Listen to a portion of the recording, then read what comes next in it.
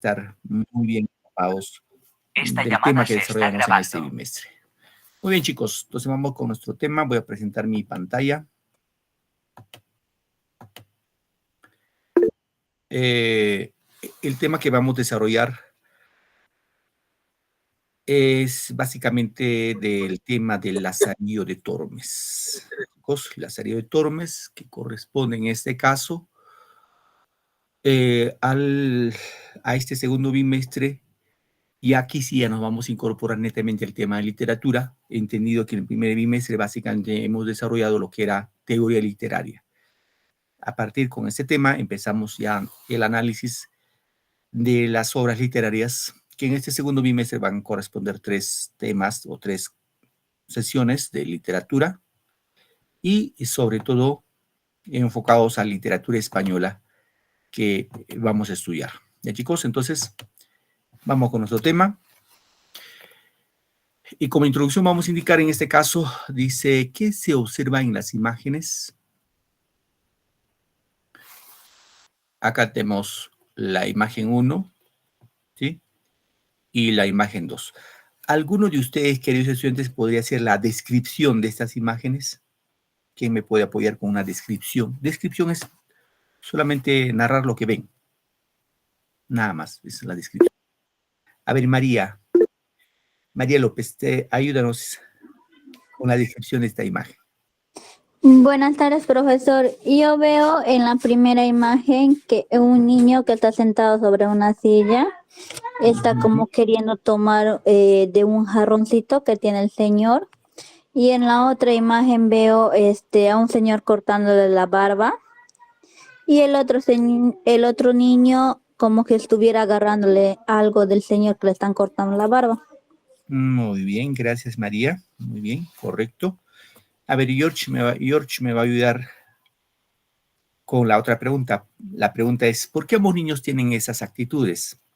Pareciera que acá, como podemos ver, que quieren coger algo que no les corresponde, ¿no? ¿Qué podrías opinar, George Cabanillas? Buenas tardes a todos, buenas tardes, profesor. Ahí veo que el niño está buscando meter sobre las cosas ajenas que no le corresponden, por una necesidad, porque carecen, no tienen las facilidades de una familia. Lo veo abandonado, solo. Así lo Muy veo bien, al personaje, profesor. muy bien, muchas gracias, George. Excelente. Muy bien. Estas imágenes que vuestros compañeros nos están narrando lo vamos a ver en el transcurso del desarrollo del curso, del tema que vamos a ver el día de hoy. Ya, chicos, ahí, por mientras lo dejamos ahí, en suspenso, para ver, porque en función de esto se trata el tema que vamos a platicar el día de hoy. Cuando hablamos del Lazarillo de Tormes, queridos estudiantes, nos vamos a ceñir netamente al siglo de oro español, ya al siglo de oro español, llamado la Edad de Oro. ¿Sí? Se llamó Edad de Oro, en este caso a España, entre los siglos XVI y XVII, en esos 2 siglos, en la cual va a florecer un cúmulo de escritores muy notables en España. En el siglo XVI con el Renacimiento y en el siglo XVII con el Barroco. Es decir, en este periodo, repito por favor, van a surgir muchos escritores muy connotados en España, que van a desarrollar distintos géneros literarios, y por eso se llamó a este periodo la Edad de Oro, o el siglo de oro español. Y vamos a partir platicando del Renacimiento español, ¿sí? En función de eso vamos a esbozar el contexto histórico-cultural. En este periodo, siglo XVI, incluso antes, se va a suscitar la expulsión de los moros en España. Cuando decimos la expulsión de los moros, hay que tener en cuenta que los musulmanes, que es lo mismo de los moros, fue dominio por muchos siglos el territorio español. Lo que nosotros conocemos actualmente como España fue conquistado por los musulmanes. Y en un determinado momento, básicamente entre el siglo XIV y XV, los del Reino de Castilla van a expulsar a los moros, a los musulmanes, y van a lograr de alguna manera lo que se llama la independencia. En este periodo debemos encontrar la primera gramática española, ¿no? Que se desarrolla.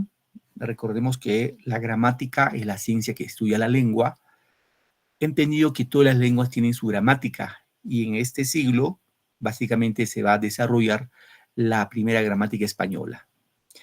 Y hay que tener en cuenta que en esta etapa, el Renacimiento español, se va a dar pues el descubrimiento de América en 1492, en la cual, gracias a ese acontecimiento, España se convierte en una potencia por las colonias que tuvo, sobre todo en las tierras sudamericanas, ¿no? Podemos decir, gracias a su imperio colonial, España se convirtió pues en una potencia mundial. Muy bien, chicos. Vamos definiendo en este caso. Se denomina el siglo de oro al periodo comprendido entre los siglos, no se olviden, 16 y 17, en los cuales la literatura española alcanza su mayor desarrollo y esplendor. Habíamos indicado que este siglo de oro tiene dos etapas. El Renacimiento, que se desarrolla en el siglo XVI, recordando que el Renacimiento viene de dos términos, ¿no? Que quiere decir volver, nacimiento, volver a nacer, ¿correcto? Dirán, pues, ¿cómo que volver a nacer? ¿En qué consiste ese volver a nacer? Sobre todo hay que entender que antes del Renacimiento en Europa se desarrolló la época medieval, el periodo medieval, que duró 10 siglos, desde el siglo V hasta el siglo XV. Y ese periodo fue un periodo, se dice así, como una etapa en la cual la humanidad quedó, digámoslo, postergado, quedó olvidado. No hubo avance ni en la ciencia, ni en las artes, ni en la literatura. ¿Por qué? Dirán ustedes, porque en ese periodo del medievalismo, la iglesia va a jugar un papel importante en la cual simplemente todo aquel que comulgaba contra la iglesia católica se le consideraba hereje y se le aplicaba pues, la Santa Inquisición de ser quemado vivo. Por ejemplo, ustedes saben, para los hombres medievales, ellos consideraban que la tierra no era redonda, sino la tierra para ellos era cuadrada, era plana, inmóvil, y en torno al cual giraban todos los planetas, incluido el Sol. Eso era el pensamiento del hombre medieval, obviamente refrendado por la Iglesia Católica. Y todo aquel que pensaba con esa postura, simplemente le consideraban como hereje y lo quemaban vivo. Entonces muchos, seguramente artistas, científicos, literatos, no pudieron avanzar más y se mantuvieron ahí, ¿no? Por miedo al castigo. Entonces, después de la época medieval viene el Renacimiento como una etapa en la cual van a querer volver a nacer a los periodos clásicos tanto de Grecia como de Roma. Recordemos que Grecia y Roma, dos culturas clásicas que se desarrollaron antes del medievalismo, fueron los que aportaron mucho a la humanidad, incluso hasta la actualidad, no solamente en la literatura, sino en las demás ciencias y artes. Entonces los hombres renacentistas que se desarrollaron en Europa trataron de imitar, digamos, los moldes, los estilos de la etapa clásica de Grecia y de Roma. En el siglo XVII se desarrolla la etapa del barroco, ¿no? El barroco es digámoslo, es otro movimiento literario artístico, ¿no? No solamente en el campo de la literatura, sino también en otros campos como la pintura, la escultura, en la cual, pues, como característica central vamos a encontrar el uso excesivo de adornos. En la literatura van a rebuscar palabras, llamemos así, tecnicistas, para poder adornar su texto literario. Y en el tema por ejemplo, de la arquitectura, el periodo del barroco, pues va a haber lo que podemos ver acá en la imagen, las famosas catedrales europeas de la época del barroco, su impresionante detalle artístico, o sea, excesivo adorno. Y las catedrales europeas que están en Alemania, Francia, Italia, España, pues causan asombro, ¿no? Por ejemplo, la iglesia de Chartres, la catedral de Chartres, la Catedral de Nostradamus, que está en Francia, pues cuando uno va a visitar esos lugares, pues uno queda asombrado por la estética que han usado los arquitectos que corresponden a la etapa del barroco. Bien, continuamos. Vamos a ver ahora las características del siglo de oro español, ¿no? Hemos indicado que está representado por dos etapas, el Renacimiento en primer momento y el Barroco en segundo momento, ¿sí? Renacimiento, siglo XVI, Barroco, siglo XVII. ¿Qué más? Desarrollan todos los géneros literarios. Ya saben ese tema, ¿no? Cuando hablamos de géneros literarios, hemos visto en el primer bimestre. En este caso, en el siglo de oro se desarrollan el género lírico, el género narrativo y el género dramático. El género épico ya no se usaba el género épico. El género épico se desarrolló hasta la época medieval. ¿Qué más? Como característica, el rechazo a lo medieval, ¿no? A todas las formas medievales. Recordemos que en la época medieval, por lo común, los escritores estaban afanados en perfeccionar su vida espiritual. Ellos consideraban que la vida era un paso para llegar al paraíso, al cielo, y que tenían que obrar de la mejor manera, ¿no? Ya con el Renacimiento eso se rompe. Ahí la preocupación ya no tanto era Dios, sino era el hombre mismo. Bien, otra característica que encontramos aquí es la influencia del clasicismo. Cuando hablamos de influencia del clasicismo, hemos indicado de la influencia de las dos culturas clásicas, tanto de Grecia y de Roma. No hay que olvidarnos, ¿ya? Recuerden que en Grecia surgen, pues, casi todos los géneros literarios, como la lírica, el género narrativo, el género dramático, surgen en Grecia, ¿no? Otra característica es la predilección por la naturaleza. ¿Sí? La naturaleza juega un papel importante durante el siglo de oro español, y ahí vamos a ver como referencia a la novela, en este caso vinculado a la novela pastoril. Luego surge el Teatro Nacional en España, ¿sí? Con dos grandes escritores, con Lope de Vega y Calderón de la Barca. Repito, se denomina el siglo de oro español por el esplendor que alcanza la literatura española entre los siglos XVI y XVII. Muy bien, seguimos. Vamos a ver ahora la narrativa del Renacimiento, ¿sí? El género narrativo, ustedes ya recuerdan, queridos estudiantes, hemos visto en el primer bimestre, el género narrativo tiene dos especies muy conocidas, la novela y el cuento, ¿sí? Seguramente recuerdan. En este caso, la narrativa, vamos a indicar que en el siglo de oro tiene sus orígenes en la Edad Media. Para el siglo XVI se desarrollan en España varias tendencias narrativas. En este caso, por ejemplo, la novela pastoril.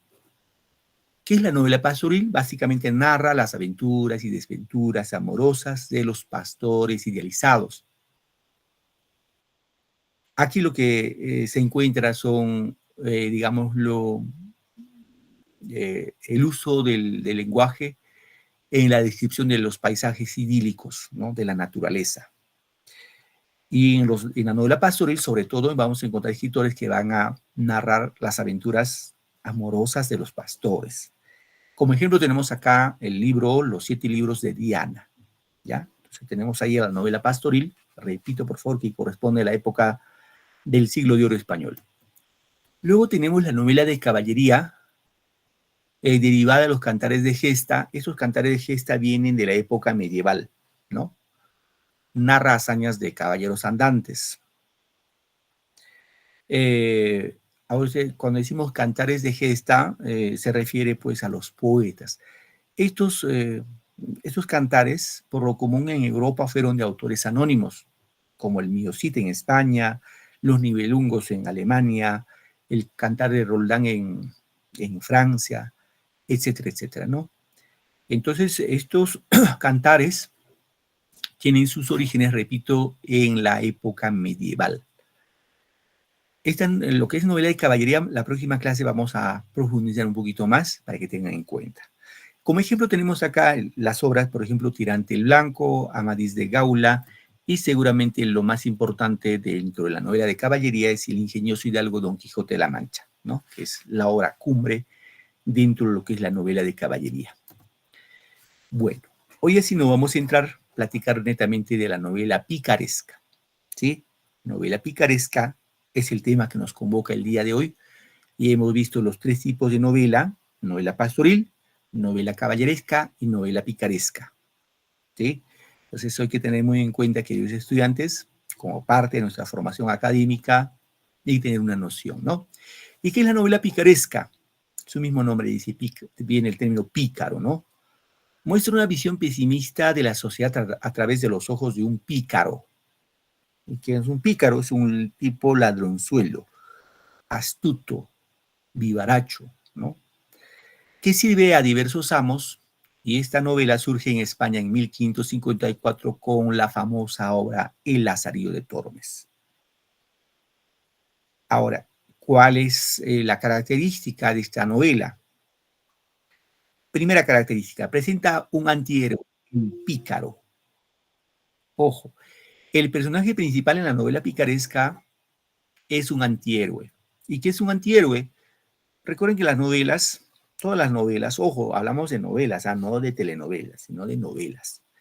Todas las novelas, en el campo de la literatura, los personajes principales son hombres que tienen pues, ciertas virtudes, ¿no? Ciertos valores. Pero en esta novela, en la novela picaresca, el personaje principal no tiene valores, más al contrario, tiene antivalores. Por eso se llama que es un antihéroe. En caso de Lazarillo de Tormes, que vamos a ver luego, el personaje principal, que es el Lazarillo, no es pues, no es un niño con valores, sino es con antivalores. ¿Por qué? Porque es un astuto, es un ladronzuelo. Como decía vuestro compañero al inicio de la clase, vuestro compañero George decía, ese niño que veamos en la imagen, aparentemente robando por necesidad. Y es efectivo, ¿no? Este niño, ese pícaro, roba por necesidad, por saciar su hambre, no por tener una vida, digámoslo así, una vida cómoda. No, su preocupación de este ladronzuelo era comer, y esa era su preocupación de todos los días. ¿Qué más aquí tenemos? Es autobiográfico. Con ese autobiográfico es narrado en primera persona y narra la propia vida de él, en este caso el personaje que es Lazarillo. O sea, Lazarillo narra su propia historia. Otra característica que es realista, es decir, de alguna manera vislumbra la realidad de España en el siglo XVI, ¿no? Y por ende existe una crítica social, o sea, con esta obra se va a criticar a la sociedad española de aquel entonces, pues que aparentemente vivía pues gente así como gente de clase acomodada como los clérigos, los, ¿qué más? Los bulderos, el alguacil, etcétera, etcétera. Pero se va a dar cuenta que estos personajes vivían en la más completa pobreza, aparte de ser avaros, ¿no? Bien. ¿Qué obras encontramos en la novela picaresca? Por ejemplo, encontramos El Lazarillo de Tormes, seguramente la obra más importante dentro de lo que es la novela picaresca, es este de acá, ¿no? El Lazarillo de Tormes.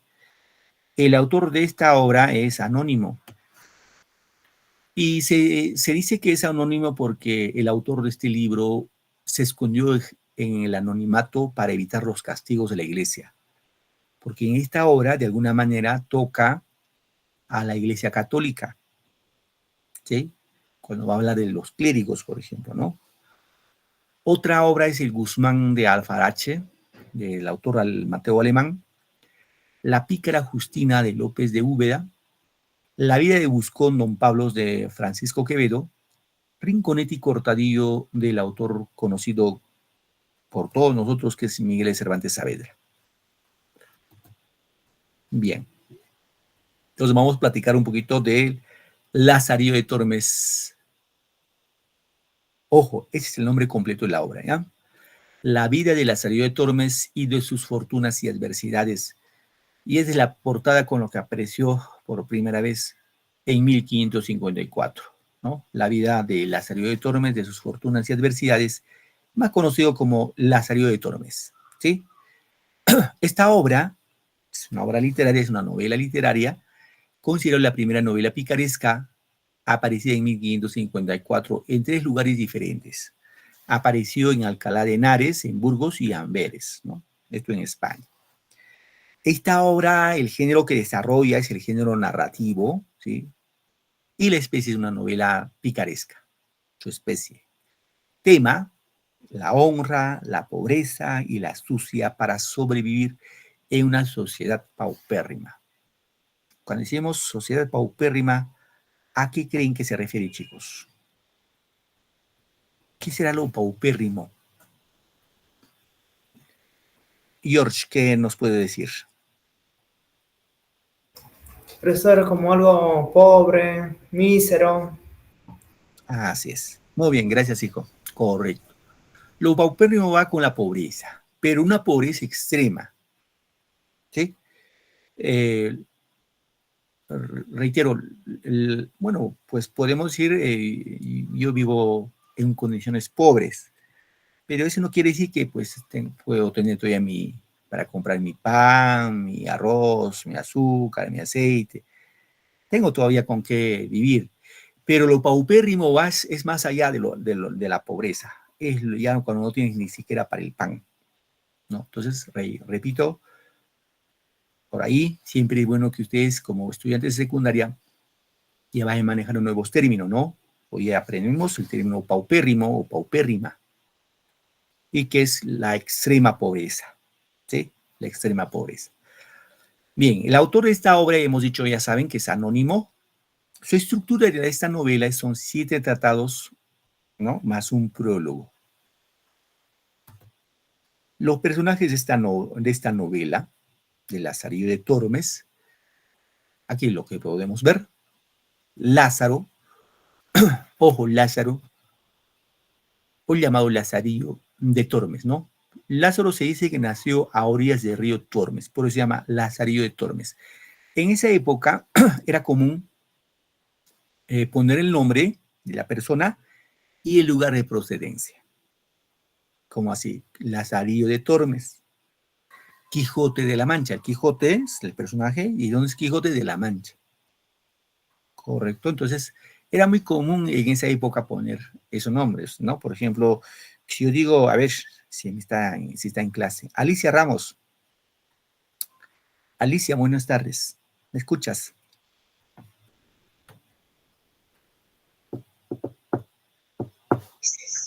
Hola, buenas tardes, profesor. Hola, hijita, ¿de qué parte del Perú eres tú? Yo vivo en Lima.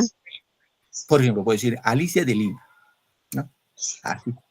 Entonces, en esa época era muy común. Gracias, Alicia. Gracias, hija. Ya, bueno, En esa época era muy común poner a las personas su lugar de procedencia. Entonces, Lázaro de Tormes o Lazarillo de Tormes es porque Lazarillo nació a orillas del río Tormes, ¿no? Sus padres, bueno, en este caso tenemos a Tomé González y Zaide, bueno, quedó huérfano, ¿no? de papá. Su papá se murió y su madre, pues, tuvo otro compromiso, otro matrimonio, y obviamente, como toda madre, quiso lo mejor para su hijo, por el niño Lazarillo, que tenía más o menos 9, 10 años, y se lo regala. Al primer amo que tuvo fue a un ciego, ¿no? Bueno, el ciego, a Lazarillo, pues niño inocente, este señor le enseña a Lázaro a sobrevivir. Bueno, no lo fue muy bien con este ciego porque era terrible, no solamente, bueno, era ciego, fíjense, si hubiera, pues si hubiera tenido normalmente la visión, es un perverso, ¿no? Pero era terrible este ciego. Se cambió otro amo que era el clérigo, luego el escudero. Este escudero aparentaba tener falsas apariencias, tener dinero, pero no tenía. El fraile de la Merced, que le regala su primer par de zapatos. Luego se cambia a un buldero, luego a un capellán, aguacil, el pintor y luego el arcipreste. Con este arcipreste tenía su sirvienta y con esa chica se casa. Pero es un proceso de, digámoslo, que le duró muchos años, ¿no? Bien, acá más o menos vamos a ver. Digamos, lo hemos indicado, el primer amo, que fue un ciego, ¿no? Ciego astuto. Ya sabemos en este caso, como hemos indicado, que sus padres de Lazarillo fue Tomé González y Antona Pérez. ¿Sí? Esos son sus padres. Tomé falleció y Antona Pérez se casa con otro hombre, en este caso con Saide, que era su padrastro. Y como les dije, la señora Antona Pérez se lo regala al ciego, creyendo de que su vida con este señor, con este ciego, le iba a ir muy bien. Pero no le fue muy bien, porque pasó muchas dificultades este niño. La primera imagen que habíamos visto en la introducción de nuestra clase, en esta partecita, ahí vemos al ciego. Este es el ciego.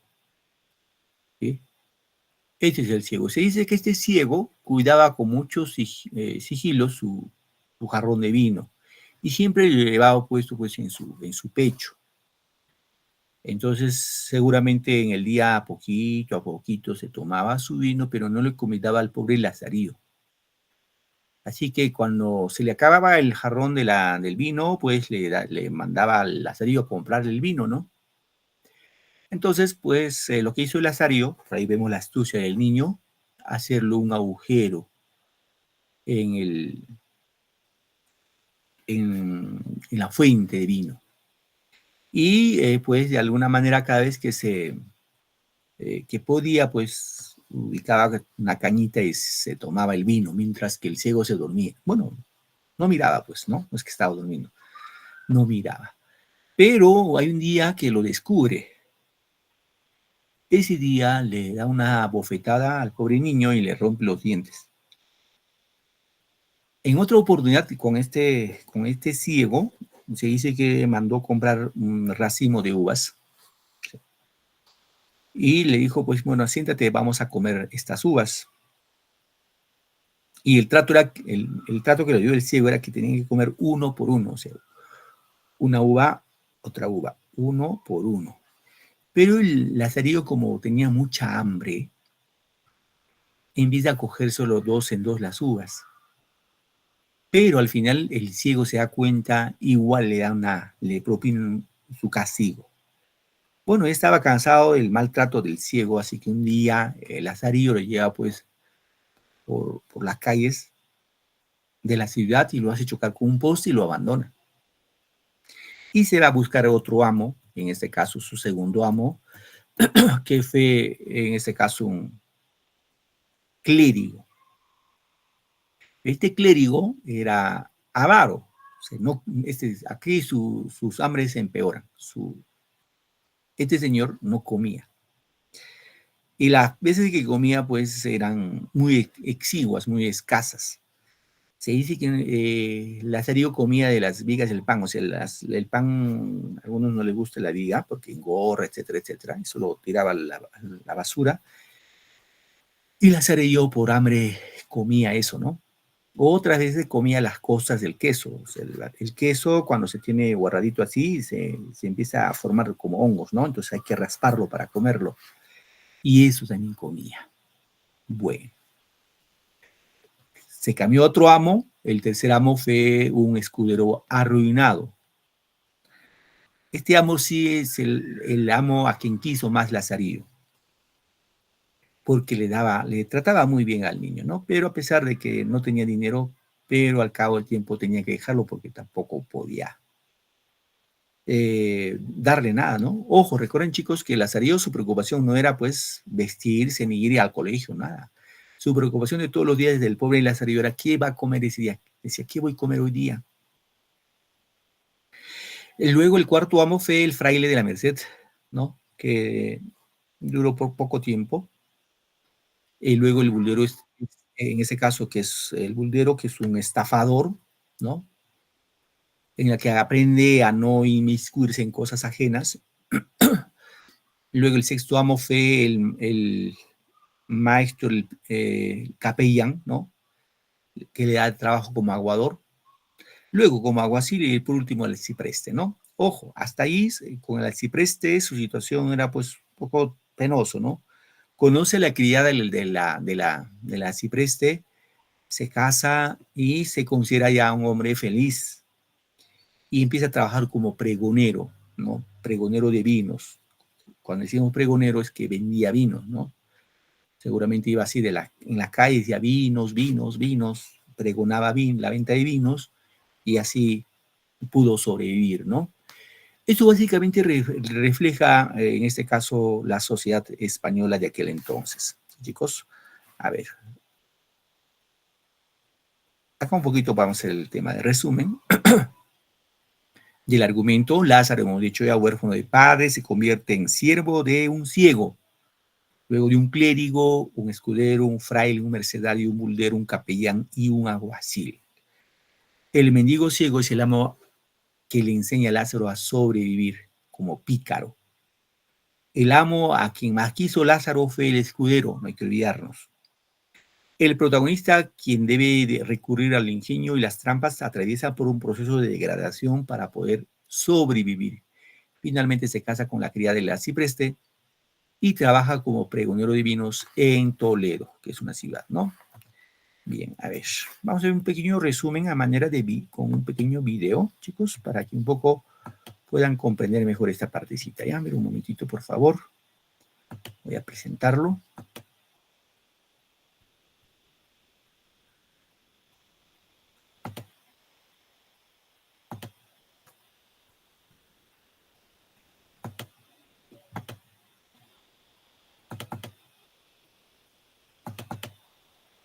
El Lazarillo de Tormes es una...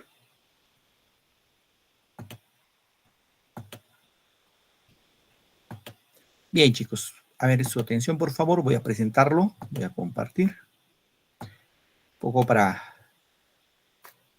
ver la información más y se nos quede un poquito más clarito, ¿ya? Bien, atentos, por favor. El Lazarillo de Tormes es una novela picaresca de origen español del cual no se conoce el autor, es decir, que es anónima, y las primeras ediciones datan del año 1554. Comencemos. Lázaro cuenta su historia desde su infancia.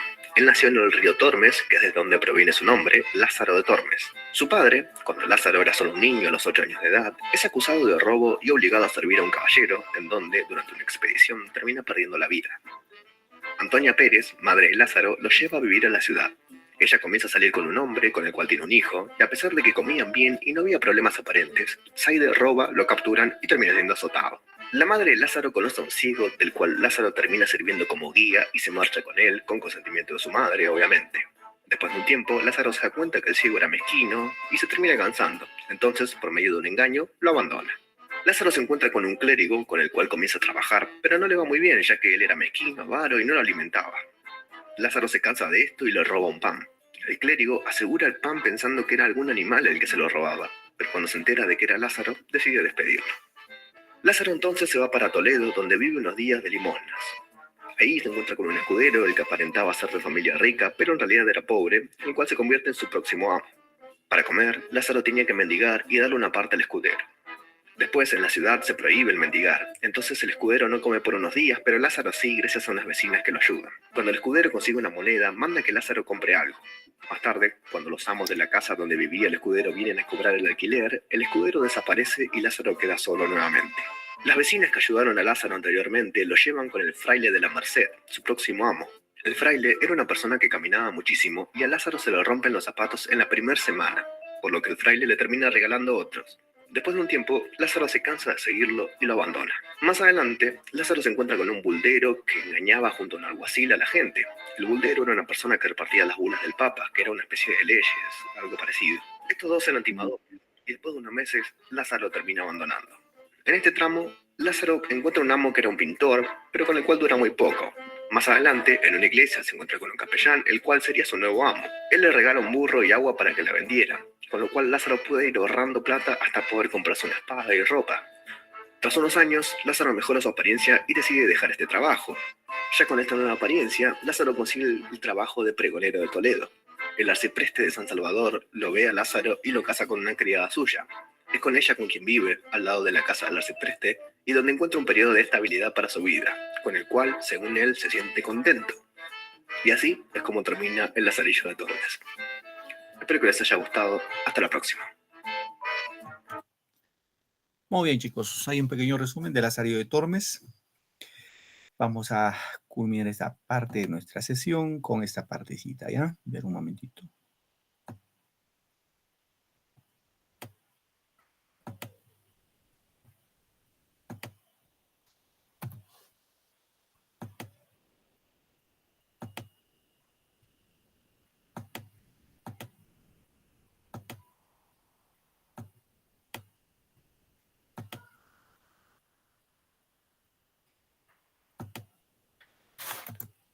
Bien. A ver, voy a pedir cuánto es uno. A ver, 3 voluntarios para que me ayuden con la lectura de este fragmento, ¿ya? Muy bien. A ver. Mili Pinedo, a ver, 2 más, ¿no? 2 Sí, chicos profesor, más. buenas tardes. Hola, Mili. A ver, Mili, Daniela y George. A ver, Mili, ¿me ayudas con esta primera parte? Esta hojita, por favor. Ok, ya. Fragmento del primer tratado. En este tiempo vino a posar el mesón un ciego, el cual pareciéndole que yo sería para adestralle, me pidió a mi madre y ella me encomendó a él, diciéndole cómo era hijo de un buen hombre, el cual por ensalzar la fe había muerto en la de los Helves, y que ella confiaba en Dios no saldría peor hombre que mi padre, y que le rogaba me tratase bien y mirase por mí, pues era huérfano. Él le respondió que así lo haría y que me recibía no por mozo, sino por hijo. Y así le comencé a servir y a adestrar a mi nuevo y viejo amo. Muy bien, mi Mili. Mili Pinedo, ¿tu otro apellido cuál es? Disculpa. Chupingawa, profesor. Gracias, hija. Ya. A ver, voy con Daniela. Daniela Quispe. Esta partecita, hija. Daniela, ¿me escuchas? Sí, profesor. A ver, te Buenas escuchamos. tardes. Buenas tardes.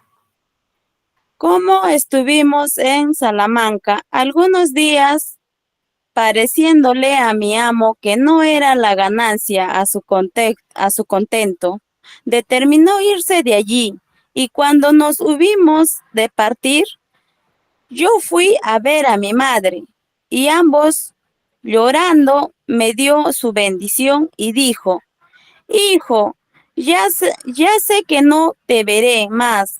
Procura ser bueno y Dios te guíe. Criado te he y con buen amo te he puesto. Válete por ti.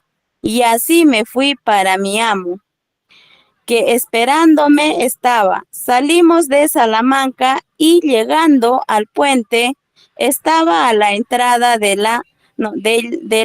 un animal de piedra que casi tiene forma de toro, y el ciego mándome que llegase cerca del animal, y allí puesto me dijo: Muy bien, gracias, Daniela. Gracias. A ver, George, termina esta partecita.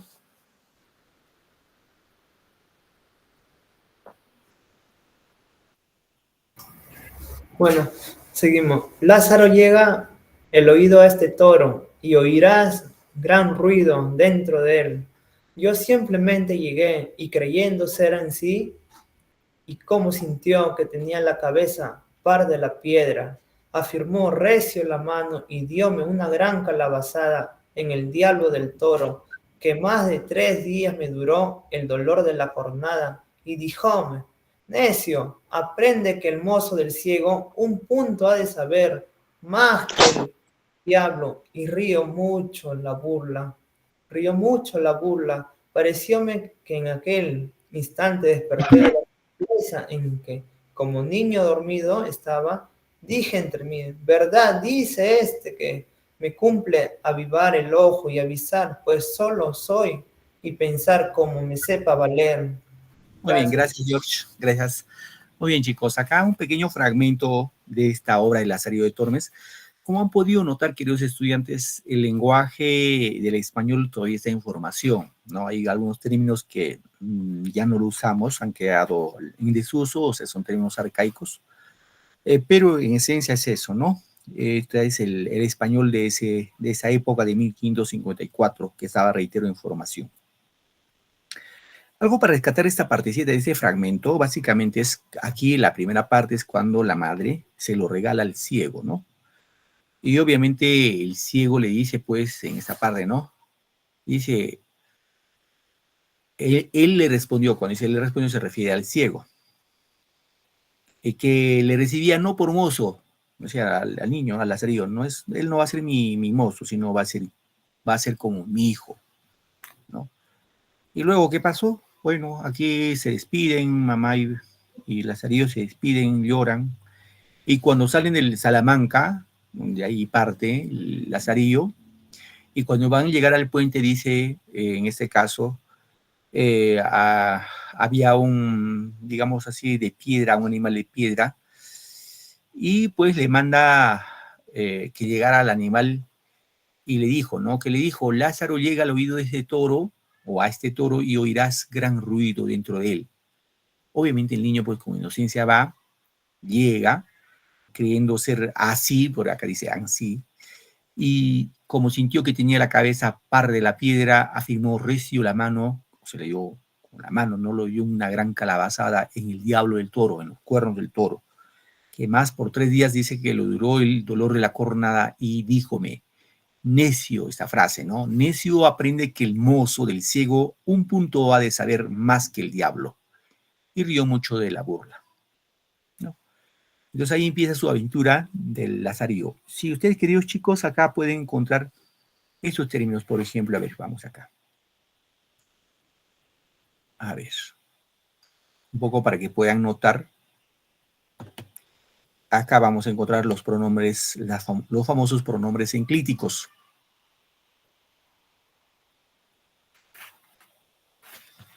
Aquí, por ejemplo, la palabra parecióme es un enclítico. A ver, otro más que podemos encontrar como ejemplos para que se den cuenta ustedes. Esta es la palabra díjome también, es un enclítico. Así hay varios, ¿no? Ponen en esta hoja esos dos que podemos encontrar. Acá, por ejemplo, la palabra díjome, que es correcto, o se puede decir también, este me, que es al último, es el pronombre objetivo. Este me se puede anteponer. Puede decir díjome o puede decir me dijo. O sea, esto puede ir adelante, este me puede ir adelante de dijo o puede ir junto con dijo. Ojo, cuando digo me dijo, ahí separado, pero cuando digo díjome, va junto. Cuando va, este me, cuando va antes se llama pronombres proclíticos y cuando va después se llama pronombres enclíticos. Ya un poco de gramática acá. Igual acá, parecióme, el pronombre es este me, es el pronombre objetivo. Cuando va después del verbo pareció, parecióme, esto se llama, repito por favor, es enclítico. Y cuando lo ponemos este me, lo pusiéramos acá adelante, me pareció sería un pronombre proclítico. ¿Ya? Entonces, parecióme es lo mismo decir me pareció. Igual, díjome o díjome es igual decir como me dijo. Chicos, eso es como referencia nada más. Muy bien, chicos. Ahora sí. A ver, Danielita, baja tu manito. Quizás quieres participar. Para que todos participen, vamos a ir a la parte de la autoevaluación. Es decir, vamos a entrar a la parte de la evaluación en la cual todo lo que hemos estado en clase, todo lo que hemos platicado, de ahí vienen esas preguntas, ¿ya? Los que saben van levantando la mano para tomarles en cuenta su participación. Pregunta dice, Lazarillo de Tormes se encuentra se encuentra narrado en segunda persona, tercera persona, cuarta persona, primera persona o no se muestra. A ver, solamente me levantó la mano George. ¿Qué dicen los demás? A ver, chicos, esto hemos hecho en clase. Todo está en clase. Lo que hagan atentos a la clase no van a tener problemas. Pero si hemos estado pensando que los chanchos vuelan y no hemos estado atentos a la clase, ahí viene el problema. Entonces, siempre es bueno que ustedes atiendan, ¿no? Bueno, tengo dos participantes. A ver, George, ¿cuál sería tu respuesta para ti, hijo? Profesor, la primera sería primera persona. Ajá, ya, gracias, muy bien. Teobaldo, tu respuesta, hijo. Igual, la primera persona. Gracias, Teobaldo. Mili.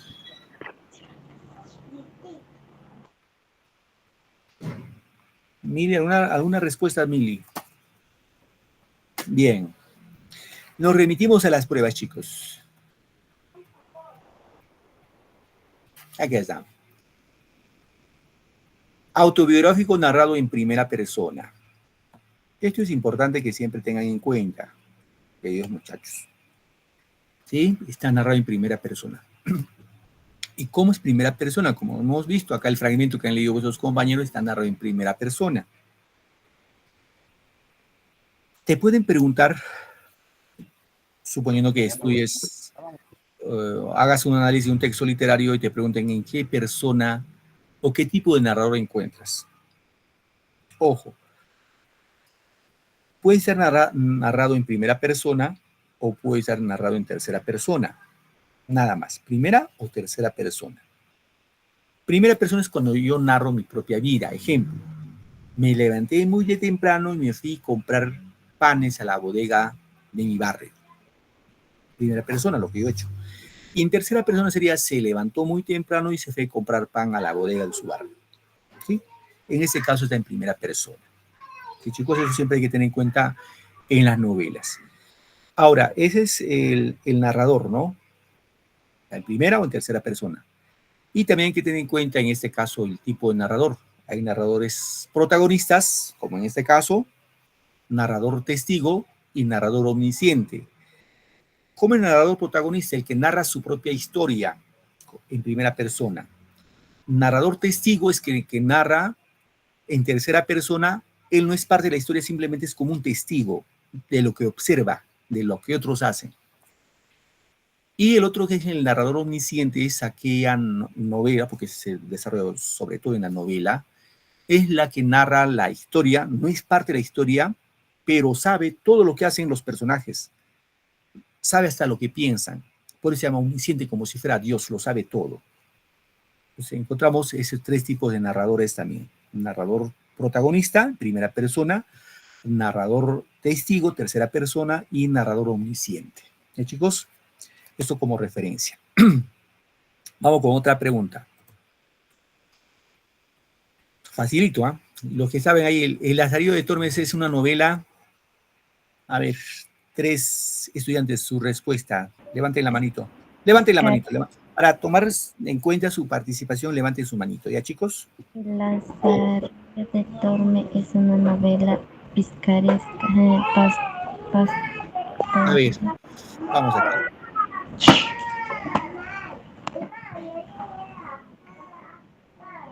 Bien, vamos a ver, chicos.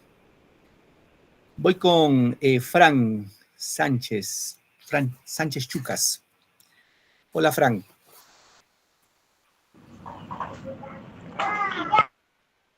Fran, te escuchamos tu respuesta. Bueno, se desanimó Fran. Vamos con... Hola, te escucho, hijo. Sí, te escucho. La C, profe. Social, ya. Gracias. Bien, Sánchez Chucas. Frank. A ver, voy con Quiñones Dávila de Jan Quiñones. Tu respuesta, Jan. La C igual. Ya, Quiñones Dávila dice la C, gracias.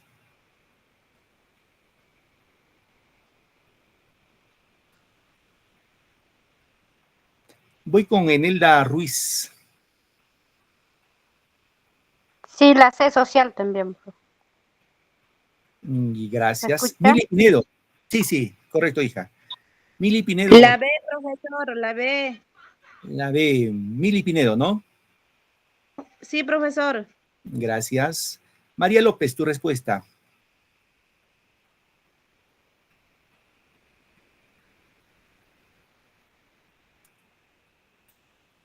Voy con Gisela. Gisela Riveros. La C, profe. Gracias. A ver, hasta ahí nomás, ¿ya? Para ir avanzando, si no, la hora nos va a ganar. A ver. Yo pienso que me han respondido por convicción. Nunca hagan por lo que otros dicen. Siempre tenemos ese problema con los estudiantes. Bueno, yo lo digo porque también me ha tocado vivenciar, ¿no? Ustedes tienen que confiar en ustedes primero, en ustedes, no en mi compañero que opinó, dio la respuesta y me sigo. No. Si yo digo, por ejemplo, la E para mí es la E bizantina, pues muero en mi ley bizantina, porque yo considero que es eso, he escuchado, el profe ha explicado y creo que es eso, ¿no? Pero si estoy en duda y mi compañero dijo la otra, ahí viene el problema. No, ustedes mueran en su ley, bien o mal, pero en su ley. Nos remitimos a la prueba. Vamos acá. El Lazarillo de Tormes es una novela.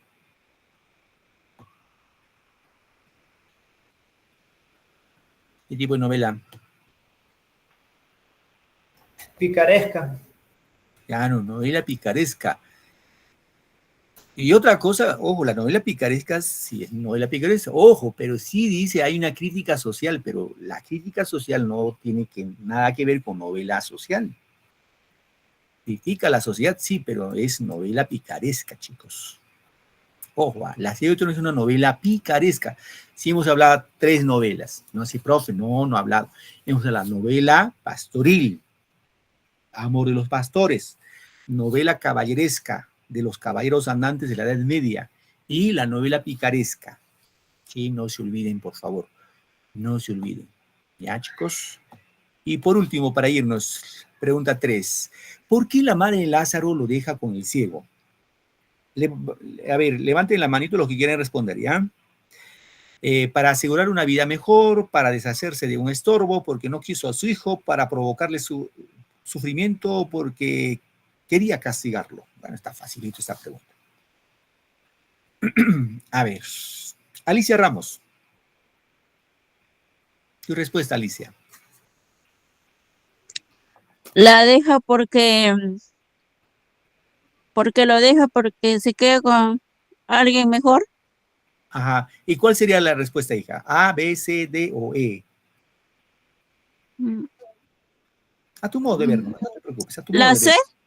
La C. ¿Por qué no lo quiso a su hijo? Ya. ¿Tu apellido cuál es, hija? ¿Tu apellido? Alicia Ramos. Ramos, el otro apellido. Gamarra. Gracias, Alicia. Mili Pinedo, a ver, ayúdanos, Mili, socórrenos. La, profesor. Ya, Mili dice la A, gracias. Jan Quiñones, tu respuesta. La A también. Muy bien. George, tu respuesta.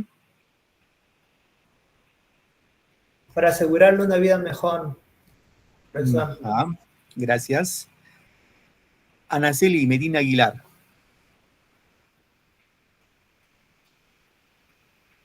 Medina Aguilar. Mari Escobar.